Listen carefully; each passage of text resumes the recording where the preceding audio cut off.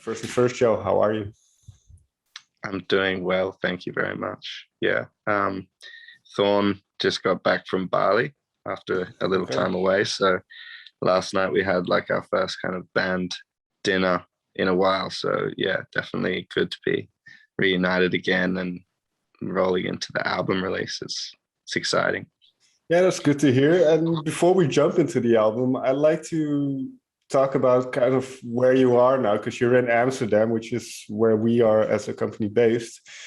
Mhm. And I've read that you've written before in Amsterdam, and now you've kind of selected, before the whole COVID thing, you selected Amsterdam as your base of operations for the tours. So what is Mhm. the connection of the band to Amsterdam? I think in 2015 we were just like on a tour through Europe for like 6.5 months, and that was kind of our first time that we got to actually visit this place. And we made a bunch of friends.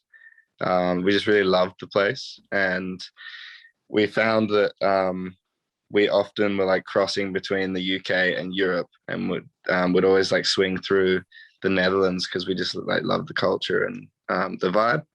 But Amsterdam also, like, I was in a relationship with a Dutch girl for like 5 years, Okay. and yeah, so there's the Amsterdam connection from that, which kind of made it easier for us to kind of just base ourselves here.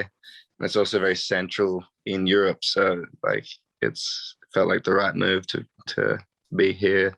Mm. Yeah. And now you went over to Amsterdam right before the whole COVID thing happened, kind of to prepare for the tours and get ready for that whole thing. And then, in a way, I don't know if it felt like this, but you were stuck there in a way. So, what was that like for the band and being together that much all of a sudden and not really being able to go anywhere else? I don't Mm. know if that's how it went, but what was it like kind of preparing for the tour and then all of a sudden being stuck in this one place? Yeah, well, we were kind of we had a bit of momentum in our step. We were just off the back of like the Australian tour. We packed up all our stuff. We moved to a new continent, the other side of the world, and we got our bases set up. Our homes were like, we were finally on a roll. With this album, we were going to be like the last album. We were going to be touring Europe for most of 2020 and also America. So yeah, we were definitely on this kind of forward motion thing, and then it was just like poof, just hit a hit a wall, which was a big challenge, but it was also quite a big inspiration for the record that we ended up writing. Like, Okay. that was I think everybody in the world was challenged in 2020 and continuously, I guess. So yeah, for us it was actually it was a complete change. Our Mm. entire plan that we had was totally derailed, but of that we adapted, and we got a studio, and we wrote about how we felt, and it kind of all worked out in the end. So Did it bring the band closer together? Because I can imagine that all of a sudden you're away from home and you're kind of in the city, all of you.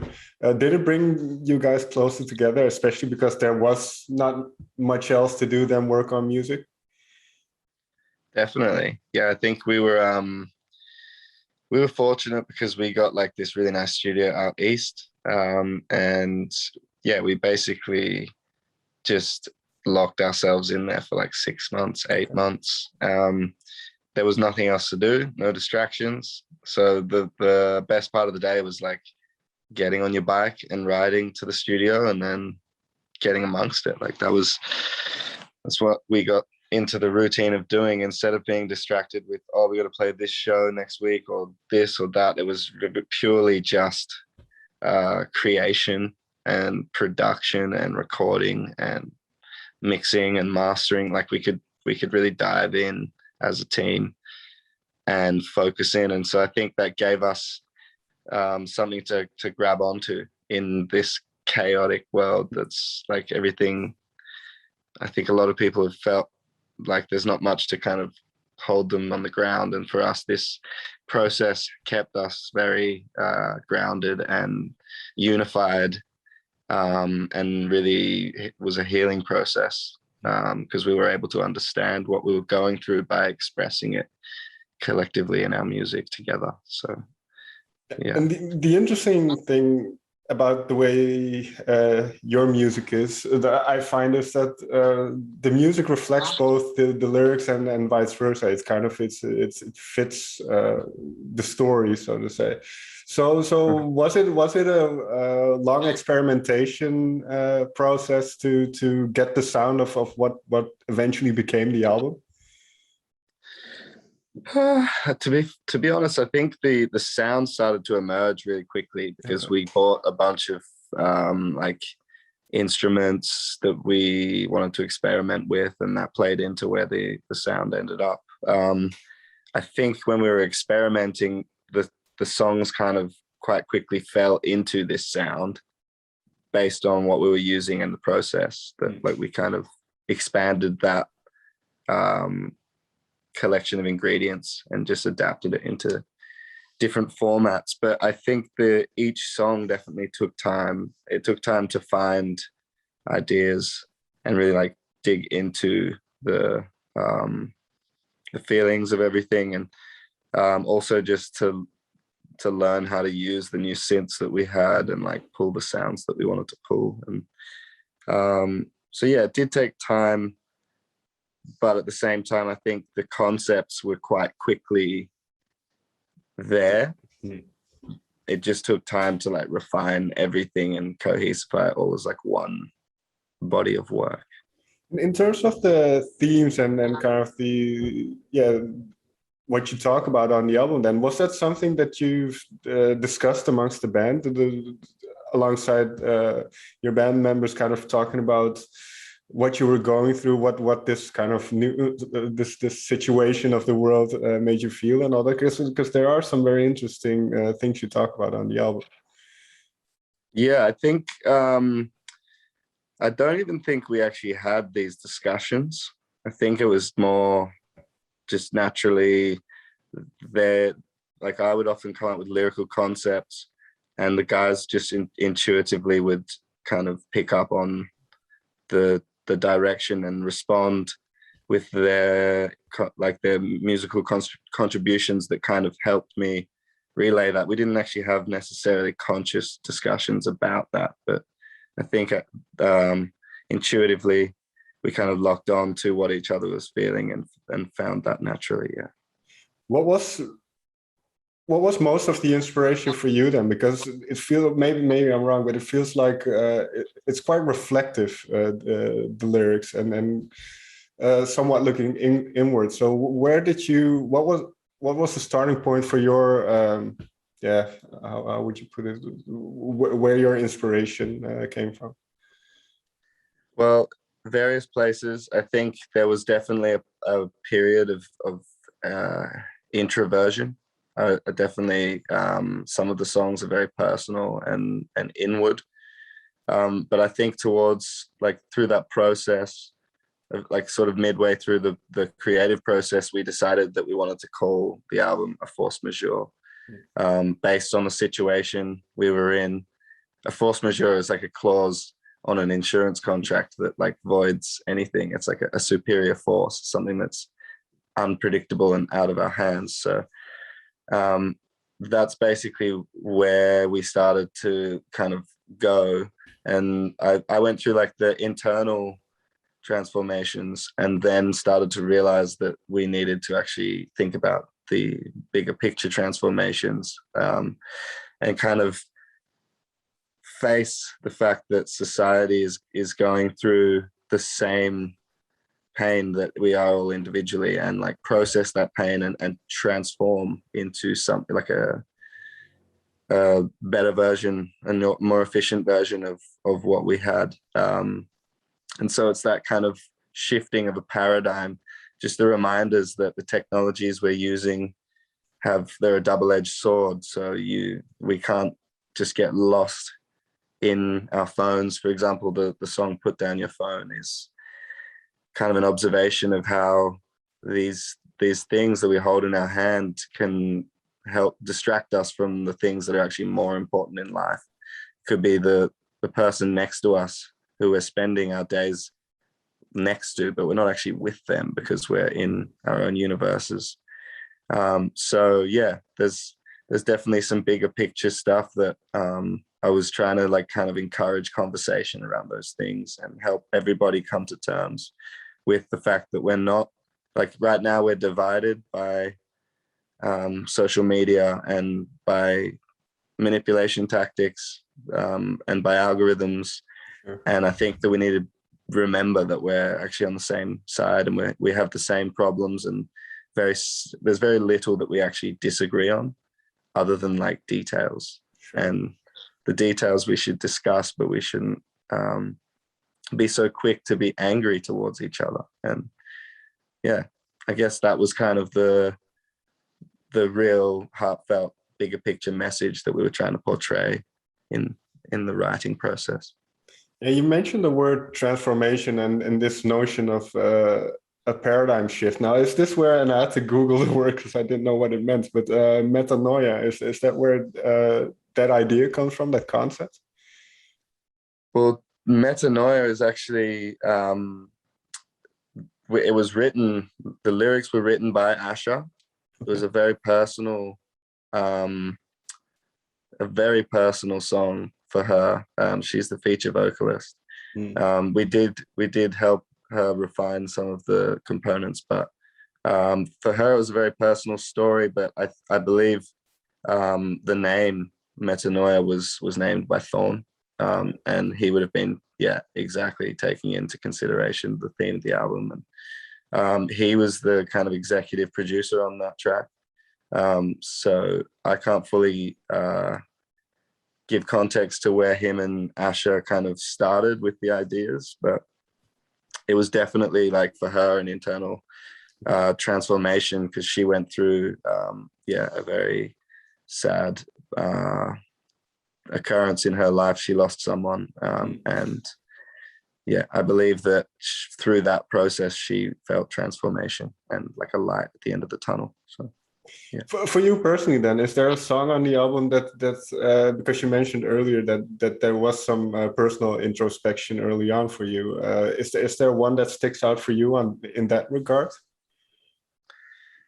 I think When Will I Learn was definitely a very it's actually quite an old idea that has stuck around for a few years that I just never completed until 2020. This was kind of, I guess like a self-reflection of like, what do I do wrong in relationships? What are the patterns that lead to the breakdown of relationships? And that's why there's this kind of like light and darkness and intensity to that song. It's very, I guess it's raw in the sense that you're looking at yourself without any, like you're looking at your naked self. And I guess that was kind of expressed in the intensity of the music and the concept, when will I learn to love? Like, as in, why do I keep repeating the same mistakes? This is a tricky question then, but have you found an answer? I guess not. I think I don't think we'll ever fully learn.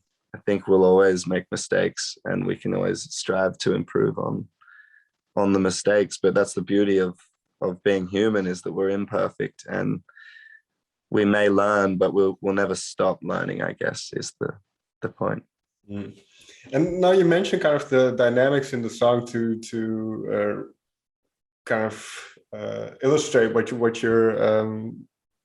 the message is or what the lyrics are. So as a band, how do you capture, and maybe this is difficult to explain, but how do you capture those emotions or those feelings within music, within a sonic landscape? I guess it's the same way that someone can imagine an image and use that to describe something. In in our minds, we imagine the emotion or we feel the emotion and express that in a sonic landscape. So I'm not sure how to describe it, but I guess it's something that comes through audio engineering. You start to actually see a picture in your head of like frequencies and how they correlate with emotions. And it's not just the sound you choose, but it's also the notes you choose and where they sit in relation to each other, and how that can trigger either a dopamine spike or a cortisol spike. Like it's very Right. scientific, it's very abstract, but I guess over time you just learn to imagine the sonic landscape that best describes your emotion. What are and this is, I suppose, obviously it's different on each day, but what are studio sessions like then? Are they very intense and very, very full of emotion, or can they be very lighthearted and I think we don't take ourselves seriously. okay. Like Okay. if we're around each other, you probably, most people probably won't understand what we're saying because we kind of slip into our own little slang. And we're pretty much just cracking jokes the whole time. But if someone has something that they need to express, like you just give them some space, and you can get serious when it comes to like those moments. But most of the time, like we're playing tricks on each other and like just fooling around like mates do. So yeah. Well, with that in mind then, because you've worked in such close proximity for the past year and a half, what have you learned not only about yourself, but about the band and then about the people that you're in the band with? I think I've learned that like these guys are like my family. I mean, I already knew this, but even more so, like we've known each other for over a decade, most of us. So it's I guess going through such a crazy time and having each other as like the pillars in each other's lives, like the things that kind of that bring you closest to your sanity. I guess what I've learned is just how much I value these guys, and how much we all rely on each other. I guess like when you're in a time of crisis and a time of disaster, you really realize the importance of the connections that you have. So I guess that's what I've learned through this process is to not take people for granted, especially those who are closest to you. And maybe this is too grandiose a question, but in a larger sense, then what role does music play in terms of your sanity and in terms of kind of keeping yourselves grounded, as you mentioned earlier as well? I think music is paramount to my sanity personally. Like the thing that keeps me most stress-free is being able to understand what I'm going through, and the process of writing music. If I've had some bad news, or if I've gone through something traumatic and I'm trying to process it, the easiest way to do that is by making a song. And when I do that, I understand it, and it's not too different to going and speaking to someone about what's going on inside. Like you could go to a therapist to find ease and like to understand what you're feeling. But if you have like a creative mechanism that can serve the same purpose, then that's also very liberating, because it means whenever you're going through something tough, you have a way to get through it. You have a mechanism that gets you through it and keeps you sane. So yeah, for me, music is a big part of what keeps me mentally well. And I've never been a performer, but I suppose then the live aspect is an important element of that, and kind of the ability to share those creative outings. So having that missing? Was that difficult to have that kind of side of, because I can imagine, like I say, I'm not a musician, but I can imagine being on stage is very cathartic. Mm, mm. Yeah, I think in the beginning it wasn't such a bad thing because we'd already been quite extrovert we were on tour just before it all shut down. So I guess at first it was kind of nice to just go introvert and focus on creation for a while. But towards the later end of the lockdowns, it definitely started to get pretty difficult to, like, having already written an album and then kind of understood it, then you need to project it so that other people can be kind of healed in the same way or understood, or when you listen to a song that you relate to, ultimately you feel understood and you understand what, like, you relate to that person. So not being able to actually be there in front of people performing these things that we'd written, to some level it did feel very constrictive, and the process hasn't fully been complete yet. I guess that's what's gonna be beautiful, is when we are allowed to go out and actually tour this record and play the songs to people. We'll have those moments of release, like relief, and like I guess that's what the tingles down your spine is when you're in a concert. You feel those, like, sensations. It's stress leaving your body. So looking forward to that side. Do you have any sight then on when you can do the European and American tour that you were meant to do? Is there any, because I know what the situation is like in the Netherlands, but it seems like here and there in some countries things are opening up again. Well, at the moment, the government in the Netherlands seems to be saying November should be okay.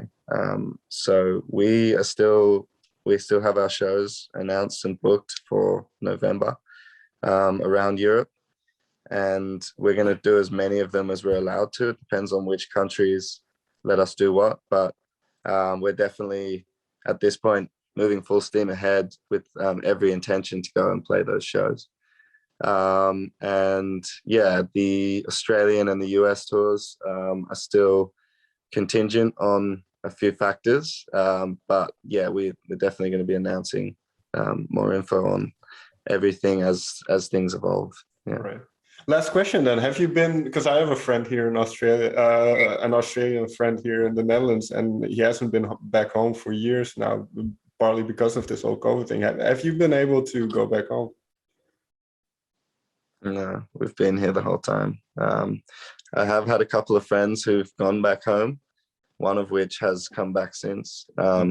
So it is possible. It's not cheap. Fair enough. But right now, I think it's very difficult to get into Australia. I think they're only taking 750 people a week. Okay. At this point. And flights are pretty expensive. So it's definitely a different economy than it was 2 years ago.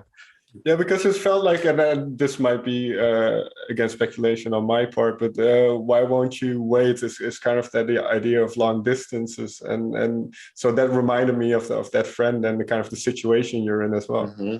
So is that anyway correct, or is it specifically about long distance relationships?